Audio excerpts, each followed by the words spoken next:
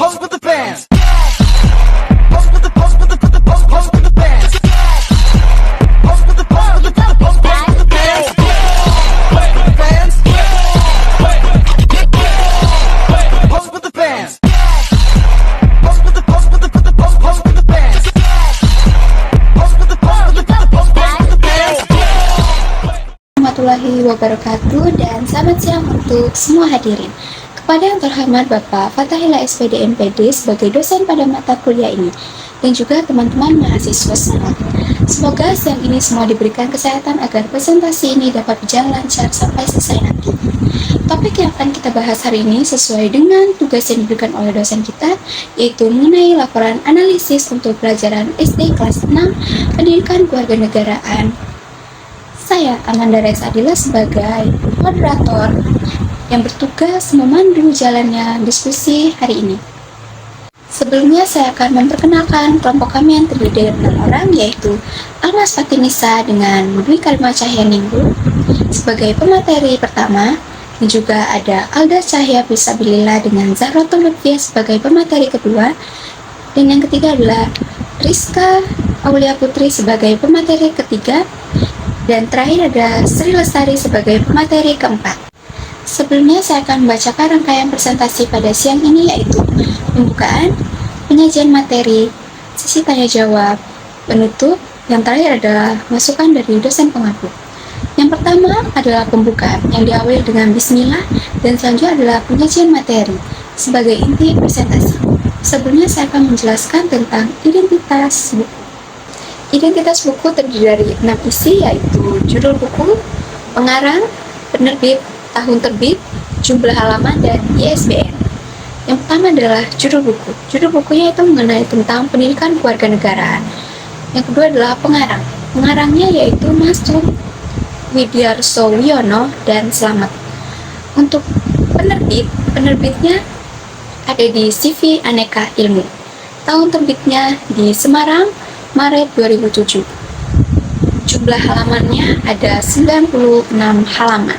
ISBN-nya adalah 976 736 623 5, nomor jilid lengkap.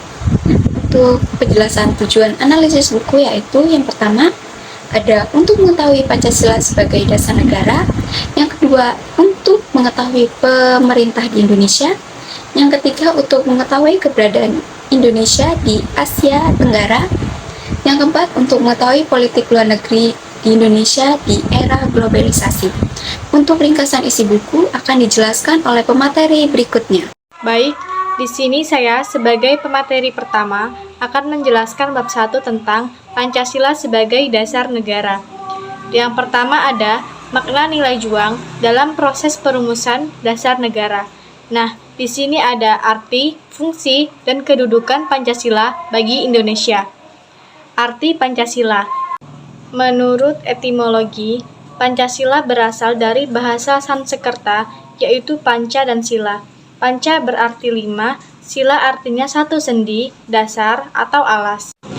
Menurut terminologi, Pancasila merupakan ajaran tentang penuntun kesusilaan antara lain, jangan melakukan kekerasan, berbohong, mencuri, dan mabuk akibat minuman keras.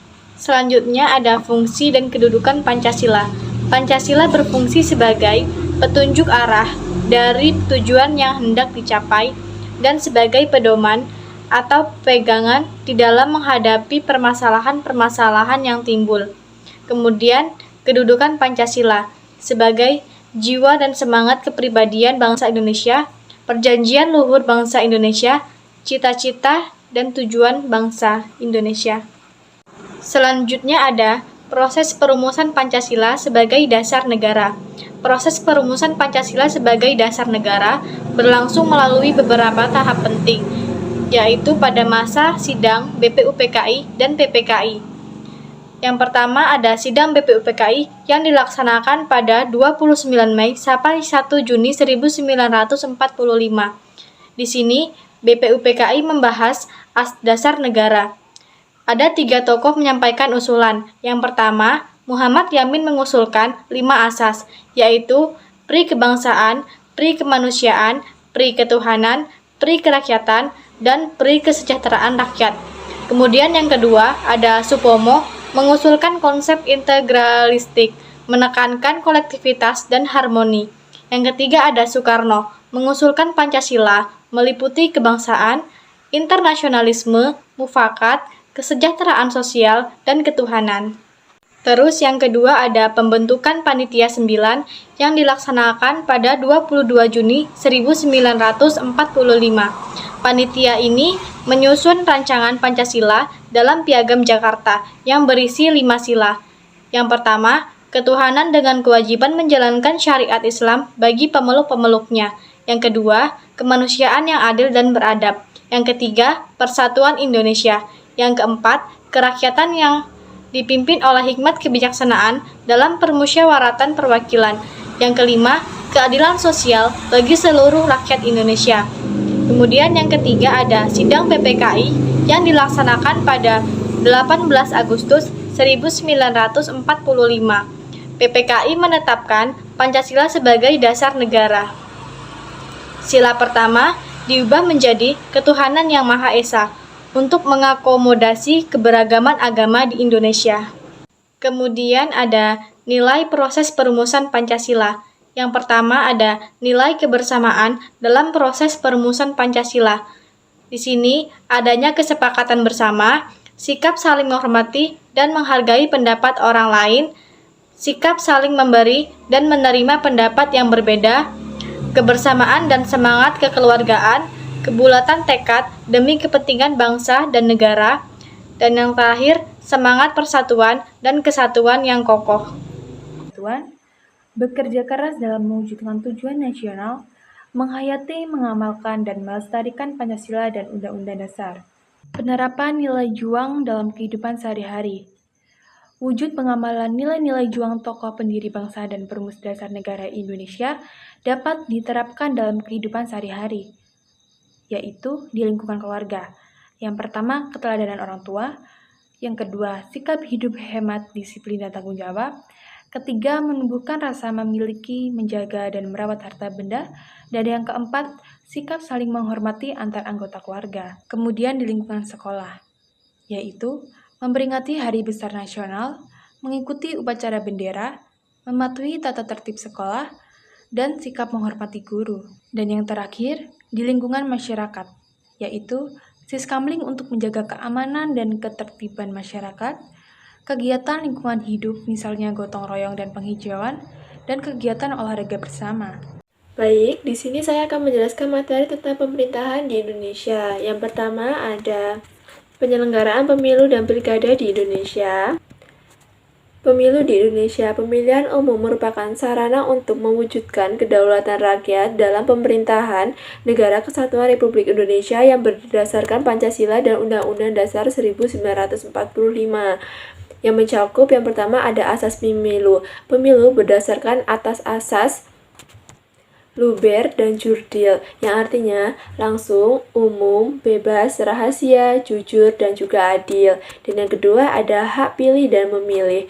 Jadi, setiap warga negara yang telah memenuhi persyaratan mempunyai hak untuk memilih dan dipilih, serta dapat menggunakan hak pilihnya dalam pemilihan umum. Ketiga, ada daerah pemilihan dan jumlah kursi. Dan yang keempat, ada peserta pemilihan umum. Yang pertama ada peserta pemilihan dari partai politik, dan yang kedua ada peserta pemilu dari perseorangan. Kedua, ada kampanye. Kampanye dilakukan dengan tujuan agar masyarakat lebih mengetahui visi dan misi peserta pemilu, dan kampanye biasanya dilakukan melalui tatap muka, media cetak, radio, TV, memasang spanduk, dan lain-lain. Yang kedua, ada penyelenggaraan pemilu. Pemilu diselenggarakan oleh Komisi Pemilihan Umum, yaitu KPU. Jadi, apa sih itu KPU? KPU merupakan lembaga independen yang bersifat nasional, tetap, dan mandiri yang bertugas menyelenggarakan pemilu. Dalam menyelenggarakan pemilu, tentunya itu KPU itu tidak sendirian. KPU juga dibantu oleh panitia pemilihan luar negeri, panitia pemilihan kecamatan, panitia pengumutan suara, kelompok panitia pengumutan suara, dan kelompok panitia pengumutan suara luar negeri. Ketiga, ada pemilihan presiden dan wakil presiden. Pemilihan presiden dan wakil presiden biasa diselenggarakan setiap 5 tahun sekali melalui pemilihan yang diselenggarakan oleh Komisi Pemilihan Umum secara langsung. Keempat, ada pemilihan kepala daerah. Pemilihan kepala daerah diselenggarakan oleh Komisi Pemilihan Umum Daerah. Pilkada dilaksanakan secara demokratis dengan asas umum, bebas, rahasia, jujur, dan adil. Peserta pilkada adalah pasangan calon kepala daerah dan wakil kepala daerah berdasarkan pengajuan calon oleh parpol atau gabungan partai politik. Dan yang B ada lembaga-lembaga negara. Yang pertama ada pembagian kekuasaan di Indonesia. Menurut Undang-Undang Dasar 1945, ada 3 kekuasaan penyelenggara negara, yaitu yang pertama ada kekuasaan eksekutif. Kekuasaan eksekutif adalah kekuasaan pemegang dan pengatur jalannya kekuasaan. Jadi, presiden. Baik, saya di sini akan melanjutkan penjelasan dari teman saya yaitu Alda Cahya Fisabilillah mengenai kedudukan dan tugas-tugas kelembagaan. Kelembagaan negara menurut UUD 1945 hasil amandemen antara lain adalah MPR, DPR, Presiden, BPK, KPU, Komisi Yudisial, dan Mahkamah Konstitusi. Kelembagaan tersebut mempunyai fungsi yang berbeda-beda. Berikut adalah lembaga-lembaga negara beserta fungsinya. Yang pertama adalah MPR atau Majelis Permusyawaratan Rakyat. Jadi Majelis Permusyawaratan Rakyat ini mempunyai fungsi menetapkan dan mengubah undang-undang dasar, melantik presiden dan wakil presiden, memutuskan pemberhentian presiden dan wakil presiden dalam masa jabatannya. Yang kedua adalah DPR atau Dewan Perwakilan Rakyat. Jadi fungsi dari DPR ini adalah membuat undang-undang, menyetujui anggaran-anggaran negara, dan mengawasi pelaksanaan pemerintah. Yang ketiga adalah DPD atau Dewan Perwakilan Daerah. Fungsinya adalah mengajukan rancangan undang-undang yang berkaitan dengan daerah, memberikan pertimbangan kepada DPR, serta melakukan pengawasan atas pelaksanaan undang-undang tertentu. Yang keempat adalah presiden. Jadi fungsi dari presiden ini apa sih? Fungsi dari presiden adalah sebagai kepala negara dan kepala pemerintah, memimpin pemerintah, menetapkan kebijakan luar negeri, dan mengangkat serta memberhentikan menteri-menteri. Yang kelima adalah MA atau Mahkamah Agung. Jadi fungsi dari Mahkamah Agung ini adalah mengawasi pelaksanaan hukum-hukum di pengadilan, mengadili kasasi dan memeriksa sengketa kewenangan antara lembaga-lembaga negara. Yang keenam adalah MK atau Mahkamah Konstitusi. Jadi fungsi dari MK ini sebagai menguji undang-undang terhadap undang-undang dasar, memutuskan sengketa kewenangan lembaga negara, memutuskan pembubaran partai politik, dan memutuskan perselisihan hasil pemilu. Yang ketujuh adalah Komisi Yudisial atau KY. Ini berfungsi sebagai mengawasi perilaku hakim, mengusulkan pengangkatan hakim, dan menjaga serta menetapkan kehormatan, keluhuran, dan martabat dan perilaku hakim. Yang ke-8 adalah BPK atau Badan Pemerintah Keuangan. Jadi fungsi dari BPK ini memeriksa pengelolaan dan bertanggung jawab keuangan negara serta melaporkan hasil pemerintah tersebut kepada DPR atau DPD dan Presiden. Jadi tadi adalah kedudukan dan tugas lembaga-lembaga negara beserta fungsinya. Yang kedua, tugas serta fungsi pemerintahan pusat. Jadi tugas serta fungsi pemerintahan pusat itu meliputi 1. Penyelenggara pemerintah. Yang kedua, perangkat daerah sebagai penyelenggara pemerintah. Yang ketiga, hubungan pusat daerah. Yang pertama, penyelenggara daerah dalam mengatur pemerintahan negara dikenal beberapa asas. Yang pertama, asas sentralisasi. Yang kedua, asas desentralisasi. Yang ketiga, asas deskonsentralisasi. Yang kedua, perangkat daerah sebagai penyelenggara pemerintah.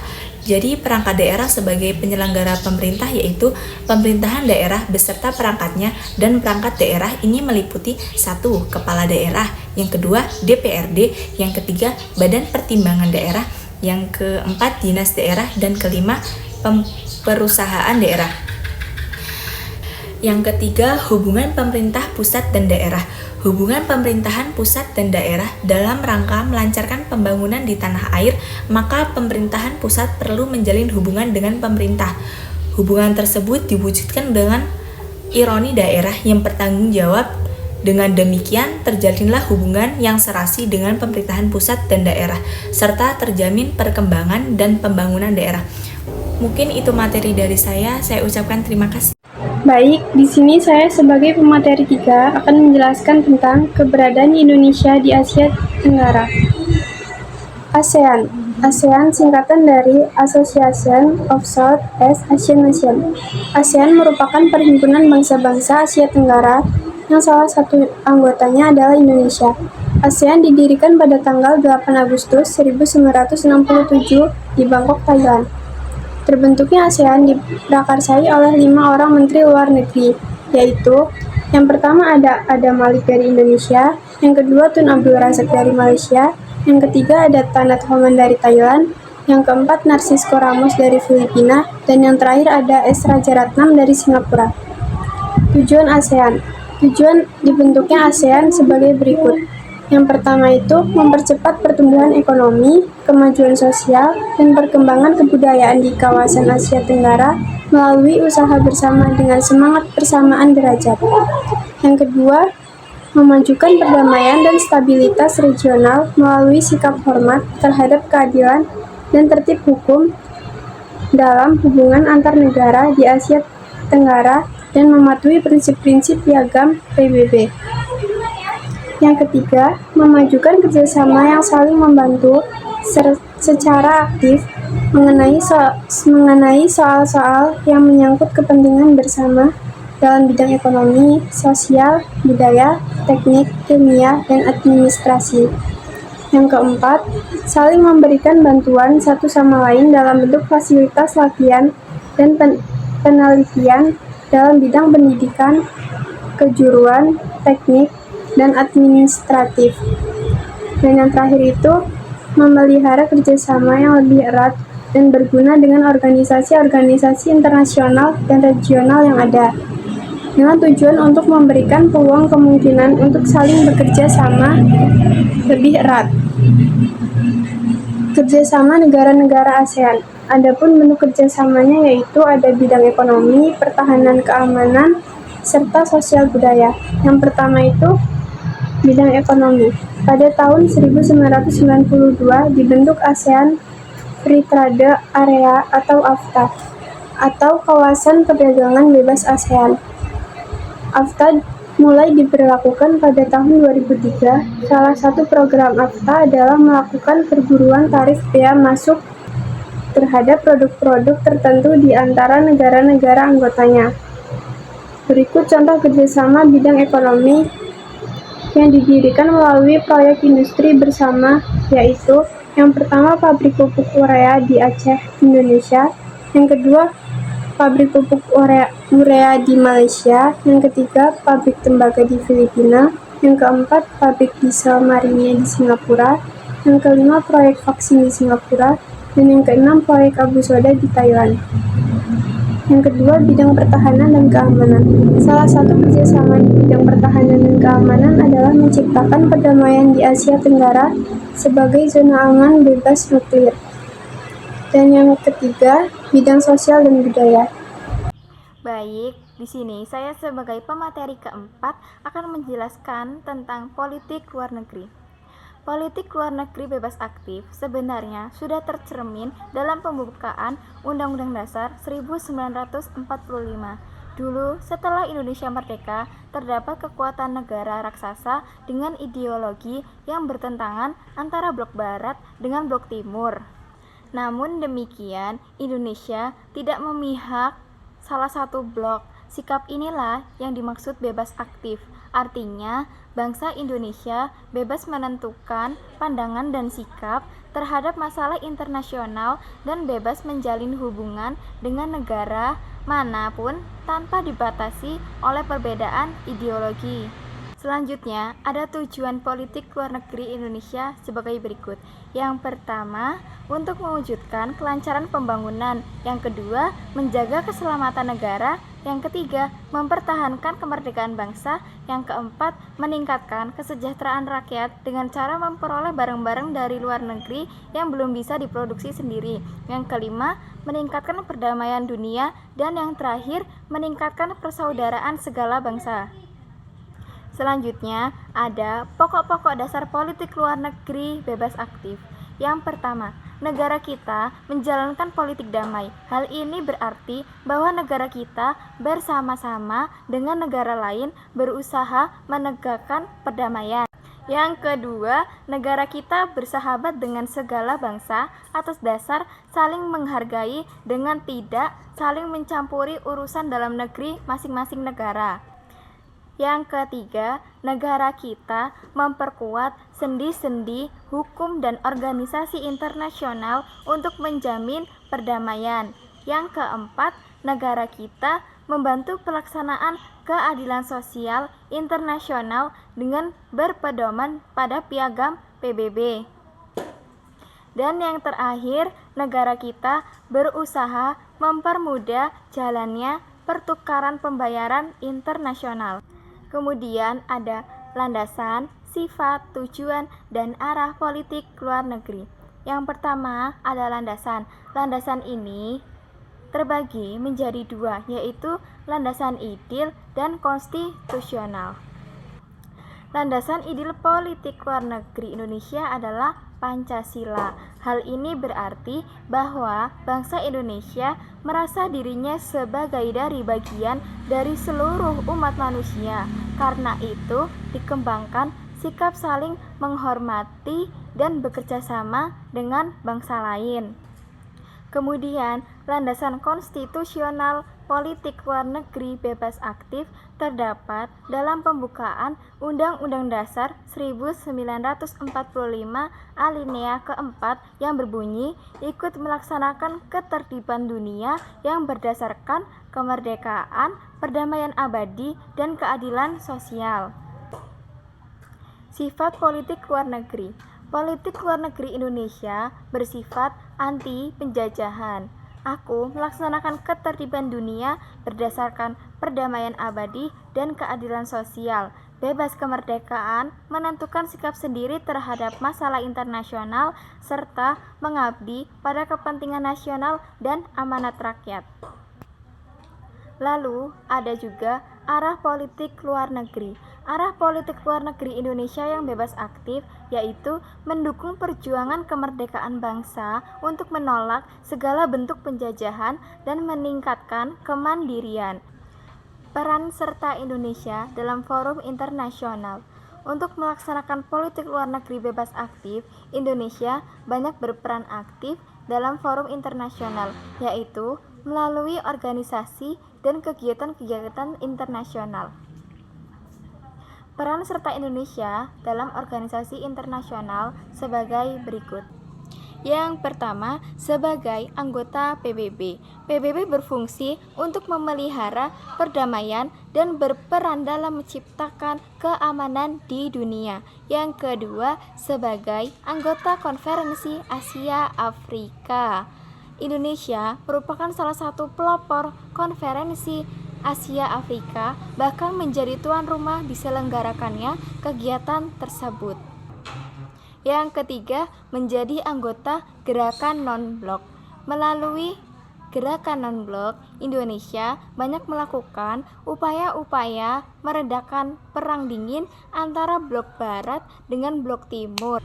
Yang keempat, sebagai anggota ASEAN. Melalui ASEAN, Indonesia turut menciptakan Asia Tenggara sebagai zona aman dan bebas dari bahaya nuklir.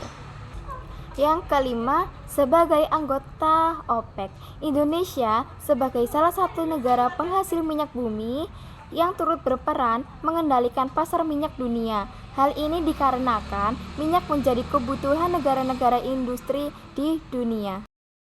Dan yang terakhir, ada pula peran serta Indonesia dalam kegiatan internasional. Yang pertama, mengirim pasukan Garuda ke berbagai negara yang dilanda konflik dalam rangka misi perdamaian.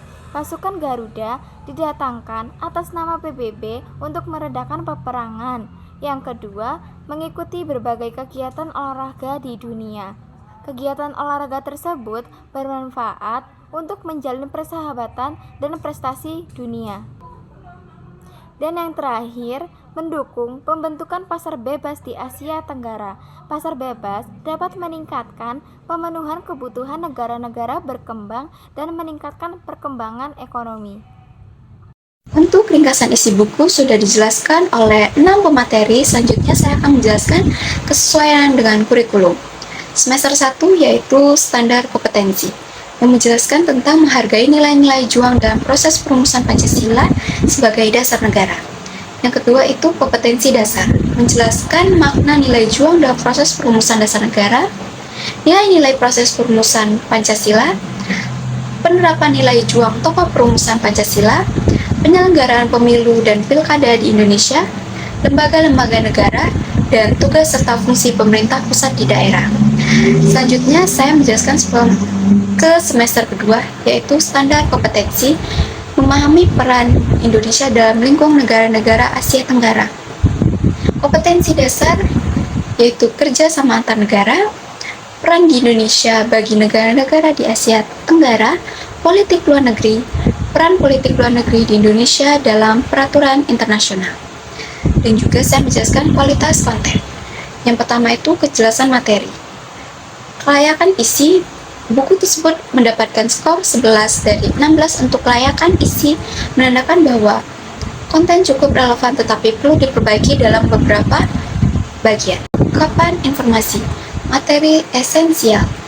Buku menyajikan informasi yang mencakup hak dan kewajiban sebagai warga negara, nilai-nilai Pancasila, serta peran Indonesia dalam masyarakat global.